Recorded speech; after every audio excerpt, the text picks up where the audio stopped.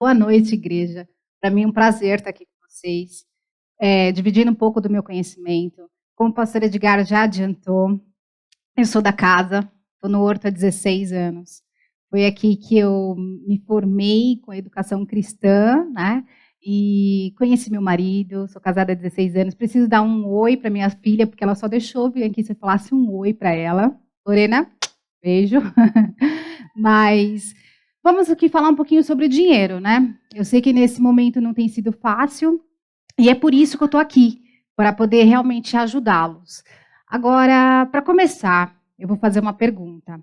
E o chat está liberado para conversas, pessoal, então vocês podem mandar o que vocês quiserem, comentários e sugestões no chat. Seguinte, falem para mim, pense numa pessoa milionária, mas assim, numa pessoa milionária mesmo. Escrevam aí no chat quem vem a primeira pessoa na sua cabeça. Quem no mundo tem mais dinheiro. Eu sei que já teve um briefing pequenininho aqui, mas quem você acha? Nós tivemos aí os milionários, agora nós pensamos, então, eu vou apresentar para vocês 3 bilionários. O montante que essas pessoas têm é mais de 230 bilhões. E andar no jatinho particular deles é como se eles estivessem andando de metrô, gente. Imagina só quanto dinheiro essas pessoas têm. Né? Então, eu vou apresentar eles para vocês. Esse aqui é o CEO da Amazon, é o Jeff Bezos. Ele tem aproximadamente 113 bilhões de dólares. Vamos lá. Eu tenho o Bill Gates, que tem em torno de 96 bilhões de dólares. E eu tenho também o Daniel Ek, que ele tem em torno de 2 bilhões de dólares. Agora, vamos lá, gente. Vocês usam esses recursos, essa empresa que eles têm aí, que eles comandam? Vocês usam a Amazon? Vocês usam o Google, Microsoft? Vocês usam o Spotify? Porque hoje eles estão assim, porque eles conseguiram produzir algo que todo mundo deu valor. Essa que é a grande questão, né? E aí, só para vocês terem uma ideia, eu quero contar para vocês uma historinha. Essa historinha está lá no Netflix. Não estou fazendo propaganda no Netflix, mas vocês podem procurar uma série escrito Explicando. E lá vai ter um episódio escrito Bilionários. Lá vai contar um pouquinho do que eu estou falando. Em 1987, nós tínhamos no mundo em torno de 140 bilionários. 140 pessoas, gente. E esse montante era aproximadamente 300 bilhões. Agora, 20 anos depois, nós temos mais de 2 mil bilionários. Né? O que a soma dessa riqueza toda é quase 9 trilhões de dólares. Claro que aqui, gente, são as coisas declaradas. Essa estatística aqui é da Forbes. E aquilo que não é declarado. Né? Porque ainda tem muita gente que consegue, através de trust, algumas coisas do mercado financeiro, meio que guardar o dinheirinho dele ali para que ninguém saiba, né? Ou alguns tipos de empresas também que eles acabam formando. Então, aqui é para a gente ter uma ideia de quantos bilhões em dinheiro há no mundo. E aí eu tenho uma pergunta para você. E se você tivesse oportunidade de ter muito dinheiro, o que você faria? Escrevam aí no chat. Por favor, eu vou dar um minutinho para vocês escreverem no chat. Vamos fazer assim. Enquanto vocês escrevem, eu vou passar um filme. É um filme bem curtinho da FEBRABAN. A FEBRABAN é a Federação Brasileira dos Bancos, onde eles estão falando nesse episódio exclusivamente do endividamento, né, endividamento excessivo, mas que eu quero que vocês foquem nos personagens em que o Pedro Bial conversa, que são dois BBB, né? Ex-BBB, ou seja, as pessoas que vão lá para casa expõem toda a vida delas para elas ganharem 1 milhão. Vamos lá? Todo mundo sonha em ganhar na loteria, ganhar uma boa herança, esse é um reality show. Mas será que as pessoas que ganharam tudo isso souberam lidar com tanto dinheiro? Se eu ganhasse na loteria, provavelmente eu viajaria o mundo todo. Ia comer do bom e do melhor, ficar nos melhores hotéis. Quer dizer, o meu dinheiro não ia durar muito. Dinheiro na mão é vendaval na vida de um sonhador. Nosso papo reto de hoje é sobre um mal que atinge muita gente, mas muita gente mesmo. Endividamento excessivo. Eu tenho dívida da faculdade ainda. Tenho dívida com carro, cartão de crédito e o cheque especial. Fazer um empréstimo para poder cobrir uma despesa que foi excessiva no mês não é necessariamente um problema, mas tem que pensar se a despesa é realmente essencial. Não tem mágica. No futuro, você vai ter que pagar esse empréstimo que você fez. Hoje eu vim a uma empresa onde estão cadastradas milhões de pessoas com o nome sujo. E para entender como esses nomes vêm parar aqui, eu trouxe dois caras que sabem tudo sobre ganhar prêmio e depois gastar. Meus amigos Max Porto e Rafinha. Vamos lá, vamos levar um papo reto ali. Rafinha, começa contigo? No começo, a minha preocupação era ter uma segurança, né? Investir em algumas coisas que eu gostava. Hoje, que eu trabalho com tatuagem, o meu estúdio é meu investimento. Daquele dinheirão todo, o que você ainda tem hoje? Eu tenho guardado e vou querer tentar manter o máximo possível para eu ter uma segurança na minha vida. Algo me diz que o Max foi por um caminho um pouco diferente. Qual foi o seu? Verdade. Eu tinha muitos sonhos que eu queria realizar, então quando eu recebi essa bolada, para mim foi como um vale sonho. Em resumo, daquele dinheiro todo, o que ficou? Daquele montante, nenhum centavo. Eu me endividei. Bem, minhas dívidas se tornaram dívidas de uma pessoa milionária. Pois é, se até quem ganha prêmio pode se endividar, imagine quem trabalha duro, se desdobra para pagar as dívidas e ainda precisa fazer o dinheiro sobrar. Tem que fazer as contas, sempre. Vamos lá, gente. Agora, os dois, tanto o Max quanto o Rafinha, eles ganharam R$1 milhão entre 2008 e 2009. Me digam, se fosse você ainda teria esse dinheiro? E aí fica uma pergunta também. Por que eles agiram diferente, gente? Eu acredito que se vocês fizerem essa pergunta dentro da casa de vocês, se você tivesse R$1 milhão na mão, o que você faria? Cada um começa a dar sua sugestão, né, sua opinião. Olha, eu compraria um carro, eu compraria uma casa, né? Por quê? Cada um tem os seus sonhos, tem os seus desejos, tem aquilo que a gente traz ao longo da nossa vida de educação financeira, isso se ouve, né? E em função disso, as pessoas acabam agindo diferente. Então, minha pergunta para você é, coloquem aí no chat, porque eu estou fazendo um monte de perguntas, hein, gente? Quem você seria? O Max, que precisava do Vale Sonho, ou o Rafinha, que precisava de segurança? Quem vocês seriam? Pensando em mim, se eu fosse um dos dois, eu pensaria em segurança. Mas e você, né? Porque isso é uma questão muito pessoal. Aonde eu quero chegar quando a gente vê todo esse dinheiro, a gente também começa a fazer algumas críticas ou pensamentos do tipo, mas foi muito fácil ganhar esse dinheiro, ele é rico, mas ele nem precisou se esforçar tanto, né? Será que é isso mesmo, gente? Por quê? Ser rico é pecado? É algo que a gente ouviu, e aí a gente tem os extremos dentro das igrejas, né? Que é o ser rico, aliás, para eu ser rico, eu posso ser milionário dentro da igreja, ou eu tenho que ser aquele pobre, né? Então, o que é a verdade? O que a palavra de Deus fala? Ser rico é pecado? O que vocês acham? Coloca aí no chat. A Aninha está aqui, ó. Não.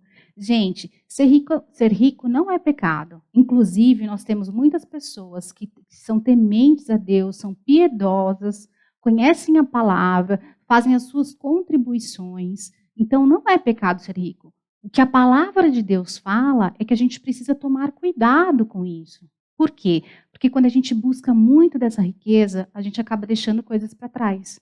Ou fazendo escolhas que talvez não fossem tão necessárias, né? Não fosse necessária para a sua vida. Não é pecado, como eu disse para vocês.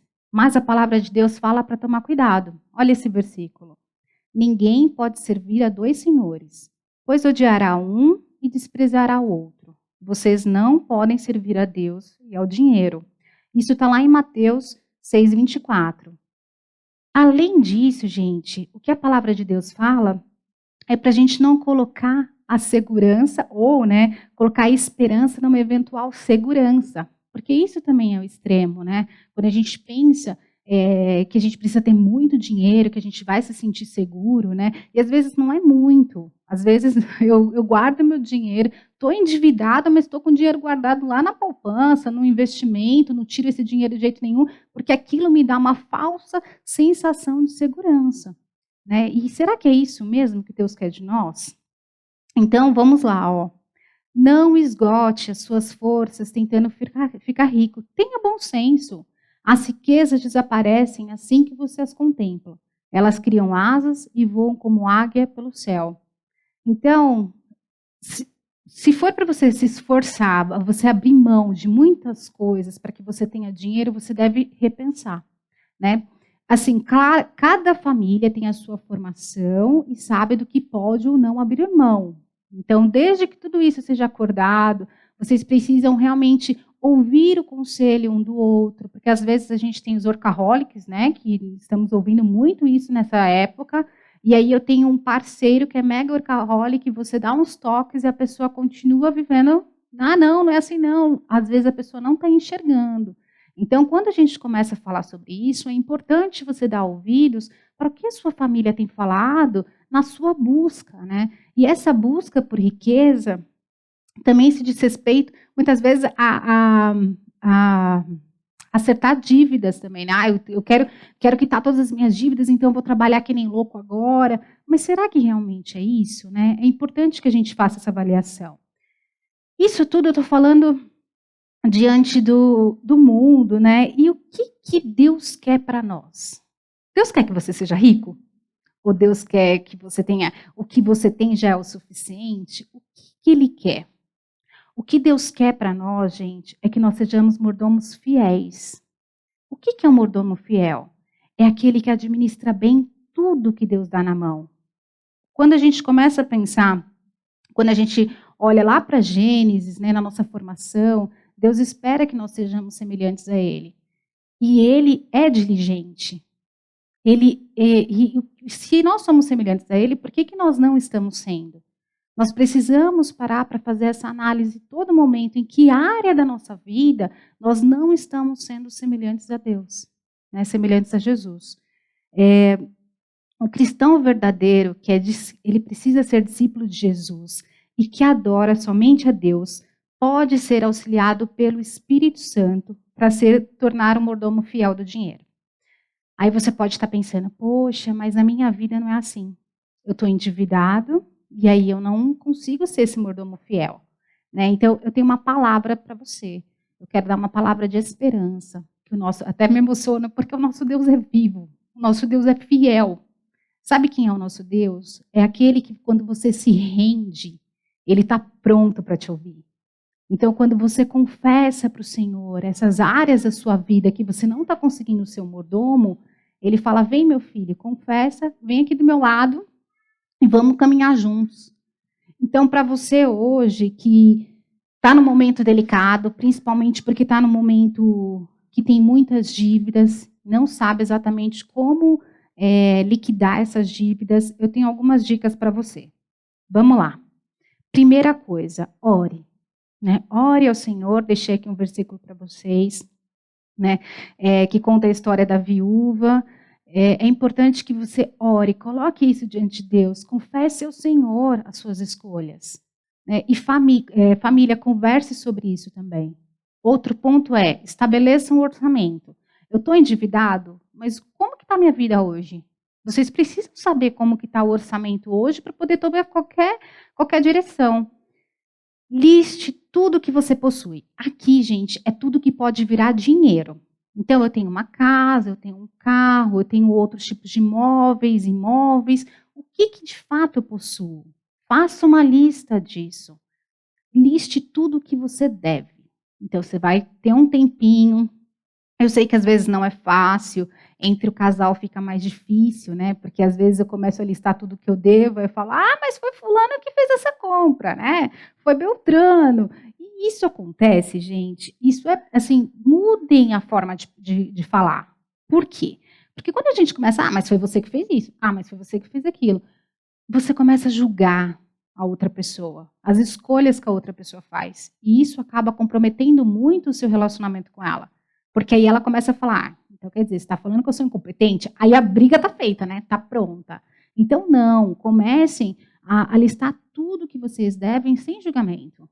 Mas só fazendo a pergunta, e aí, o que você está devendo hoje? Vamos sentar, enfrentar essa dívida, enfrentar, porque tem muita gente que não consegue.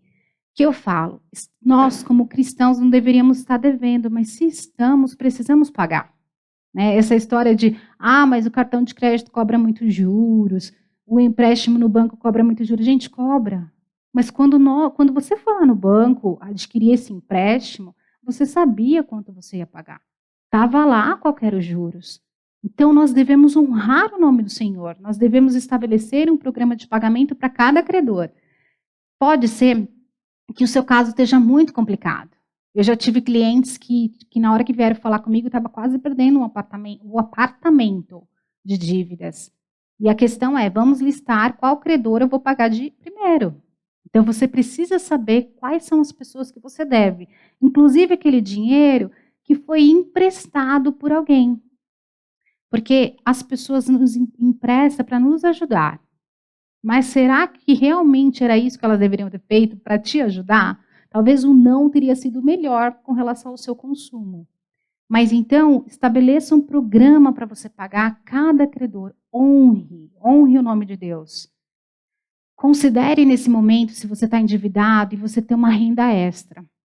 Agora está todo mundo se virando, né? Porque veio aí essa questão do coronavírus e agora todo mundo precisa se reinventar. Então, tenha uma renda extra. O que você faz de bom? Você faz aquele bolo bem gostoso? Vou falar agora, vou ter que falar da Silma. A Silma faz um bolo maravilhoso, né? E aí, esse é o momento de você ter uma renda extra, né? Não acumule mais dívidas. Gente, é super normal. Infelizmente, a pessoa que está endividada, ela já tem esse hábito. É um hábito de gastar. Então, ela não se preocupa mais quanto que ela está devendo. Ela não se preocupa mais nem se ela precisa pagar. E qual que é o grande problema? Eu vou adquirindo cada dia mais dívidas. Este não é o momento para isso. Honre a Deus, não faça mais dívidas. Um ponto primordial, contente-se com o que você tem. Né? Seja contente com aquilo que Deus tem dado para você. Mas esses dias eu estava até rindo, porque umas amigas mandaram no WhatsApp. Ai, gente, eu queria ter um apartamento que tivesse um banheiro só, porque eu estou tendo 3 e eu tenho que limpar. Aí eu falei assim para elas, nossa, então eu estou vivendo o sonho de vocês. Né? Aí uma falou assim, mas meu apartamento, eu queria ter um apartamento menor, com banheiro só. Eu falei, nossa, então o sonho de vocês está sendo realizado da minha vida. Né? Eu brinco disso, porque é verdade, a gente precisa se contentar com o que a gente tem. Eu preciso me contentar também com o que eu tenho. E cada um faz as suas escolhas. Contentar no sentido de, eu sou contente e agradeço ao Senhor por aquilo que eu tenho. Este é o tempo da gente fazer isso. Para sair das dívidas, mude seu estilo de vida. Gente, não tem mais como você manter o mesmo estilo de vida com as dívidas que você tem. É necessário que você faça um readequamento disso tudo. Então, assim, eu compro no mercado, compro a melhor marca, vamos trocar essa marca, pelo menos por enquanto, né, para a gente poder rever aonde a gente tem uma sobra ali no orçamento, onde pode sobrar para a gente quitar essa dívida. Um outro ponto é, não desista de sair das dívidas. As dívidas podem estar parecendo assim uma montanha. Gente, mas dá para solucionar. Eu espero estar encontrando vocês bem, espero estar encontrando vocês, que vocês estejam em casa, espero que vocês tenham muita saúde, porque se você tiver saúde, isso vai ser o suficiente para você enfrentar qualquer dívida que você tenha. Então, você consegue trabalhar, né? Agora, é claro que a gente vai precisar se readequar. Os modelos de trabalho estão mudando, agora mais do que nunca. Né? Esses dias eu fiz um curso, e no curso estava falando, quem tem filho de 5, 6 anos está preparando o filho para qual profissão? Se dentro desse período, dentro de 20 anos, 50% das profissões vão ter deixado de existir. Então, e você? Como é que você está revendo o seu negócio ou revendo a forma como você administra seu dinheiro ou ganha? Então, esse é o momento que eu falo, ore a Deus, peça a Deus que te dê criatividade, que te mostre qual passo você deve seguir. Né? Olha, que Deus te dê alternativas, e aí eu vou contar para vocês o meu testemunho também, nesse sentido. Uma vez eu trabalhava e estava pensando, ai, Senhor, quero sair desse trabalho que eu faço. Nunca me esqueço, eu estava subindo a 9 de julho e orando, e Deus falou no meu ouvido. Deus me mostrou, né? Assim, as pessoas falando, nossa, você é muito didática. Eu falei, nossa, então eu posso dar aula? Eu falei, legal, posso dar aula. Mas vou dar aula do quê, Senhor? Eis a pergunta, né? Então eu creio que quando a gente se ajoelha diante de Deus, quando a gente clama ao Senhor, Ele nos dá novas alternativas. Então, eu falo para vocês, sair das dívidas não é fácil, mas não desista de sair. Pense em quais planos você deve fazer. E é por isso que eu deixo para vocês alguma coisa muito prática. Se possível, escrevam no chat aí. Você está disposto a conversar com a família e fazer um plano de ação para mudar de vida? Então, você que hoje está endividado, você está disposto a fazer um plano de ação para você mudar de dívida? Ou para você mudar de vida? Faça isso, converse com a sua família. Família, ninguém fica endividado sozinho. Todo mundo colabora para o processo.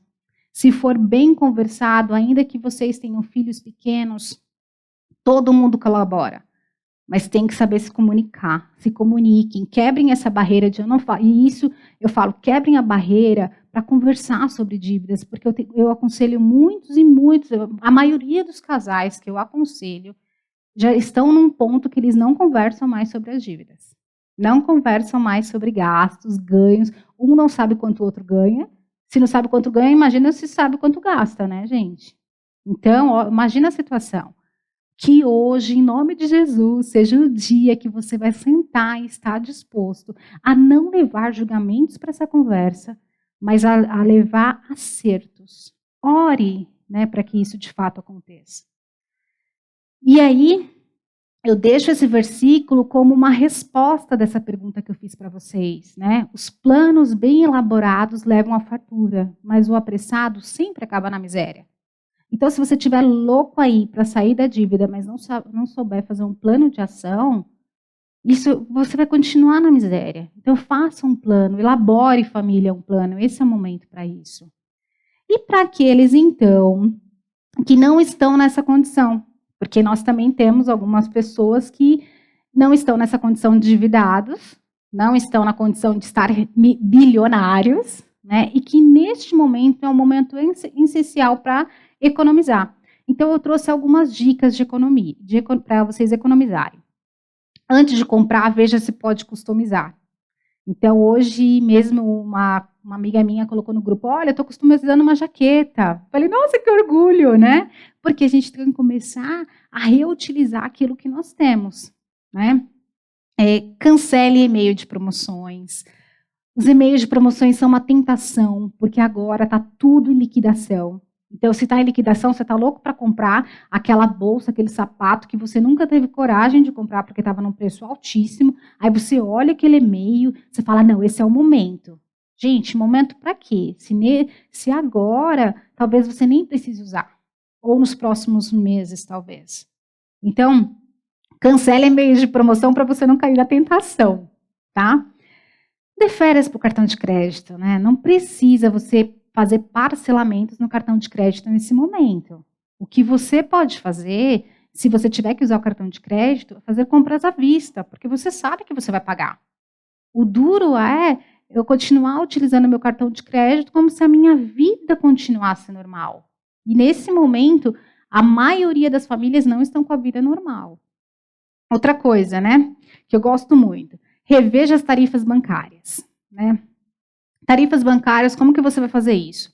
No site do seu banco, você pode ir lá, possivelmente tem um link de extratos, né? Extratos de tarifas. Ali vai mostrar como que é o seu perfil de consumo daquelas tarifas. Gente, se você não usa, cancela. Não tem por que ficar. Cancela em que sentido? Não cancele a conta, cancele a tarifa. Hoje você tem a seu favor a tarifa que chama Cesta Básica do Banco Central.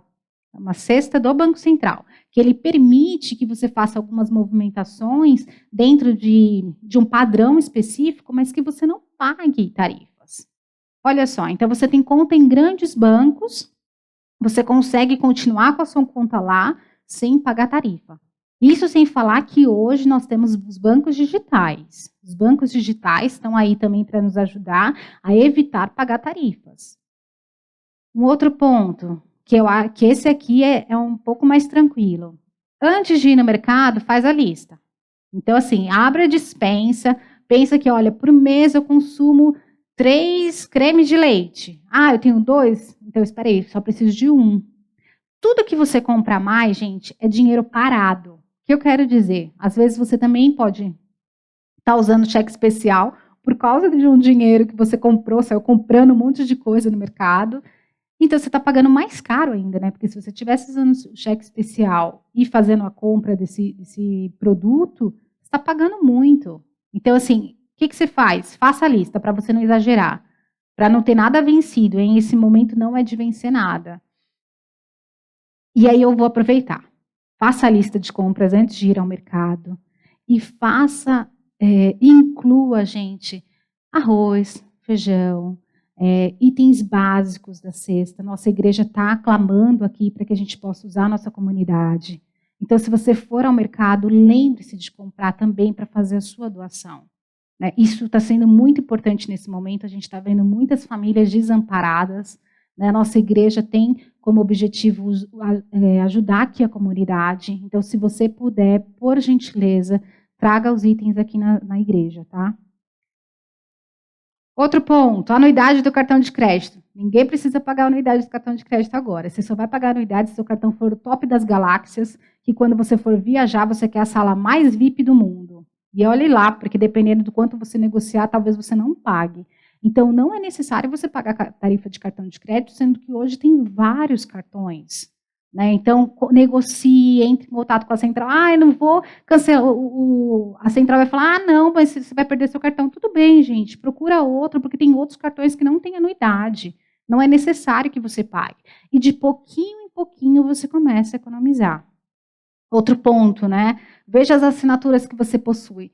Assinatura de jornal, de revista, de academia, de tudo, até às vezes o Netflix, porque pode ser que você tenha e não usa, ou usa para assistir 1 ou 2 séries. Então, avalie, este é o momento. Outro ponto, né? Até falei na live semana passada com a Sandra. Leia o rótulo dos produtos de limpeza.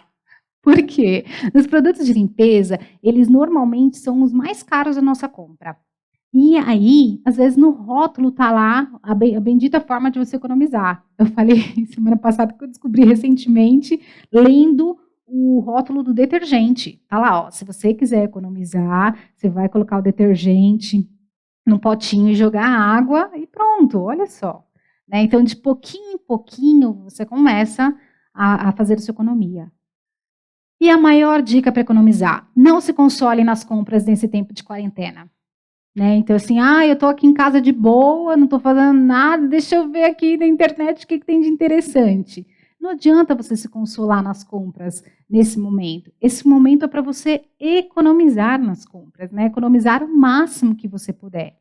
E assim como eu fiz uma pergunta para quem estava endividado, eu vou fazer a pergunta agora para quem quer economizar. Colocando em prática, você está disposto a sentar ao lado da sua família, analisar estes itens e fazer a pergunta: o que podemos renunciar agora para melhorar nossa vida? Você está disposto realmente a conversar com toda a sua família e analisar isso? Gente, eu falo para vocês, mesmo que vocês tenham crianças pequenas, as crianças, se você souber comunicar bem, elas entendem. Você precisa já começar de pequenininho explicar para ela que ela tem que fazer escolhas e que nada é barato, né? Então, nesses momentos, vou fazer uma lista de mercado. Costumo fazer isso com a Lorena. Lolo, vai lá no armário, vê quanto creme de leite tem lá, vê quanto extrato de tomate tem lá. Ela vem. Aí eu vou falando para ela, aqui é a listinha do mercado. É assim que a mamãe faz. Aí a mamãe entrega para o papai. Então, vocês precisam começar a incluir as crianças nessas atividades, porque eu tenho certeza que as crianças vão ajudar demais vocês a economizarem, tá? E até, antes de eu passar para outro tópico, eu quero deixar uma coisa aqui para vocês.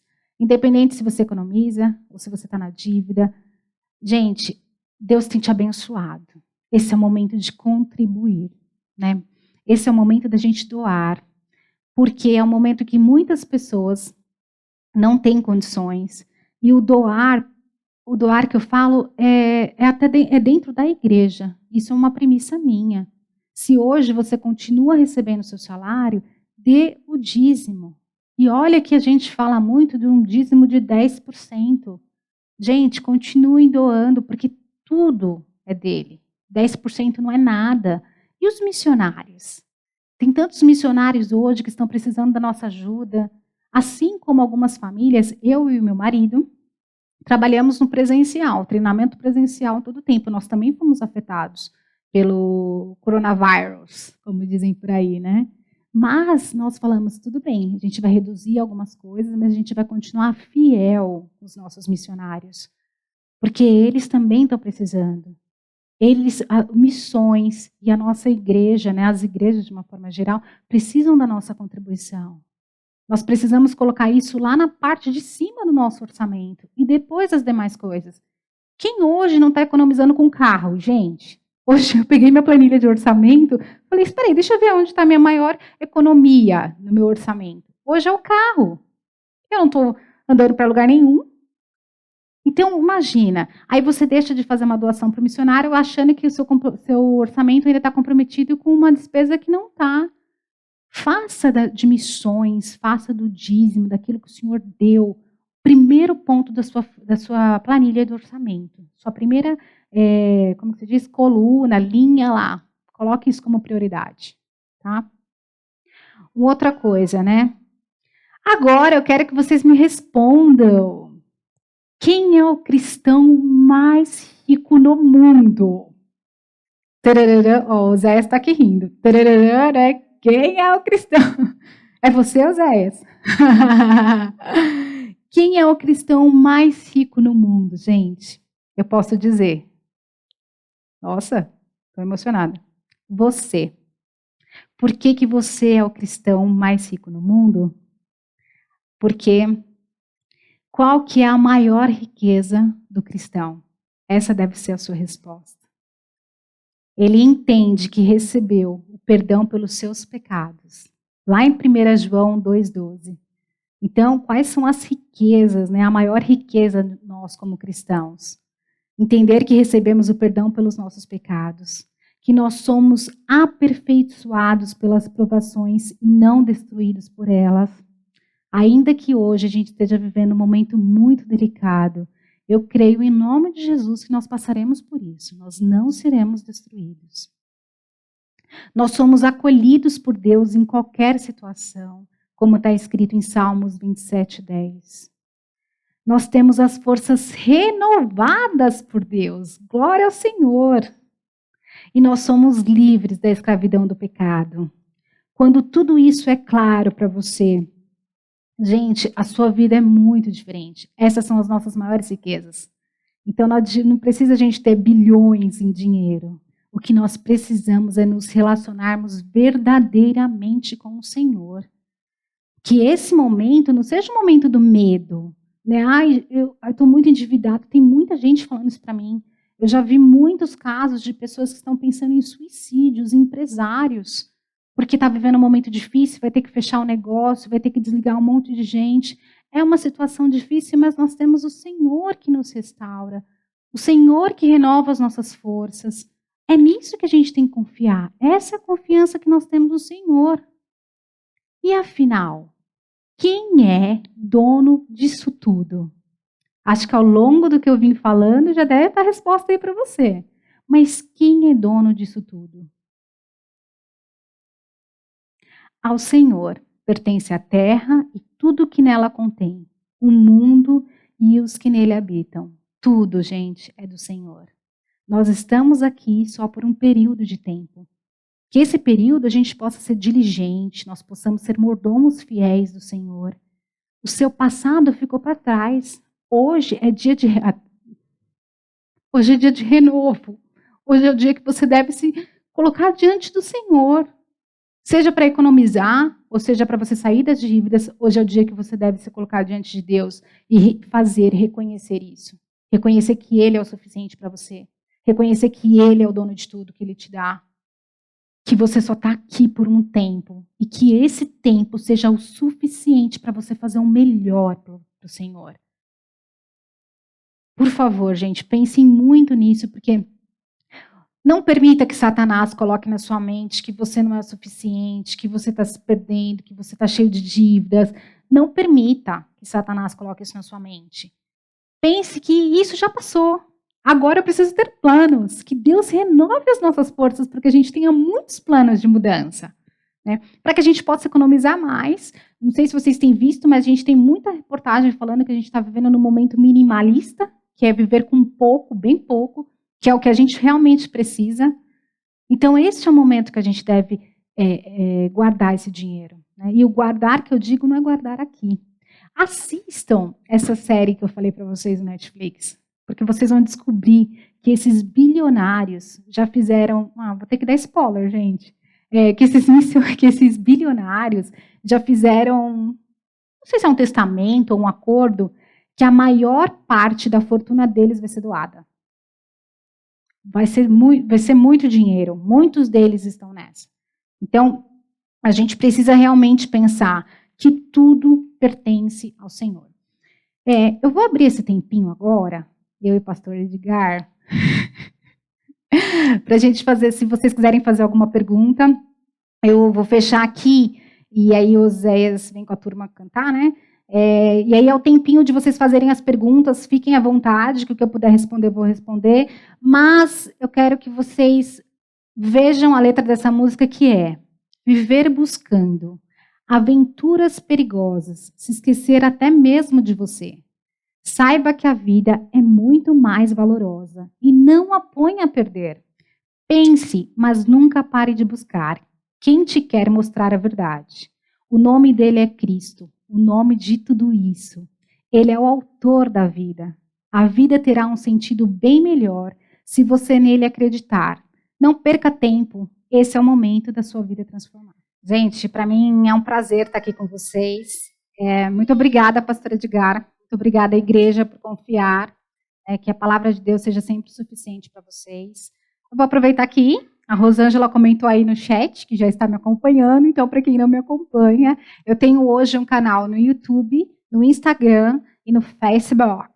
Chama Dinheiro e Você.